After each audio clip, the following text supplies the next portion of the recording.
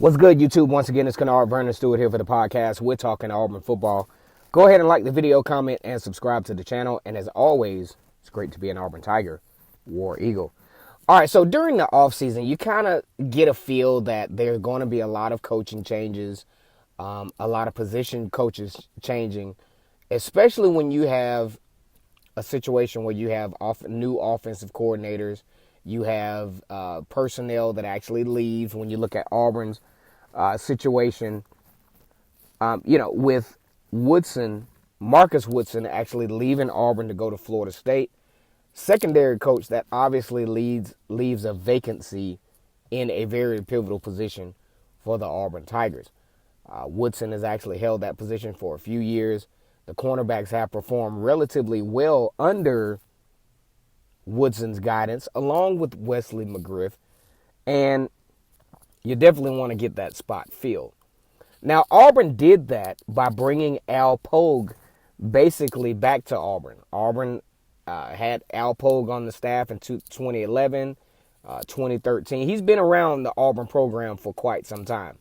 So the reason why I like this hire is that he understands the culture of Auburn football, especially being a native of Alabama. He went to Alabama State University in Montgomery, an FCS school that competes in the SWAC conference. Ironically, Auburn has not only competed against Alabama State out of the SWAC conference recently in football, they actually will open the season up against Alcorn State out of Lorman, Mississippi, who is also a FCS school that competes in the SWAC conference. The SWAC meaning Southwestern Athletic Conference.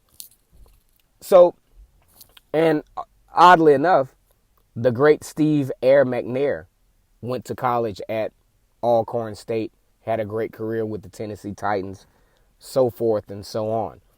So when I look at this hire for Auburn of Al Pogue, why do I like it? Well, number one, Al Pogue is close enough as far as proximity age-wise to where he can actually influence these kids.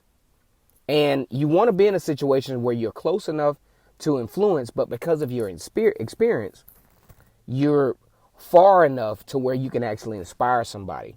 Because if you're on the same level as your players, of course you can't, you can't inspire them, or you can't garnish their overall respect, but you can create a situation in Al Pogue's case where you're relatable. And that's something that I think Al Pogue brings to the table, is that he's relatable and he has a very diverse level of experience. First of all, having some tenure at Auburn, then having some tenure at Troy University, and also at West Virginia. So you have, some diverse situations conference-wise to where you can see some different perspectives. Just like the Sun Belt Conference brings in a different schematic perspective. Same way with the Big 12 at West Virginia. That brings a different schematic perspective to where you can see some things and say, hey, we can tweak this particular situation a certain way.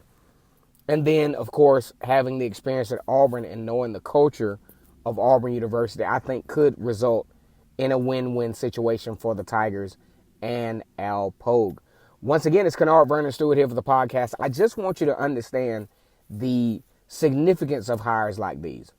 You don't want to just have any, run-of-the-mill type coach as your assistants, because they have hands-on direct contact with the players on a day-in and day-out basis.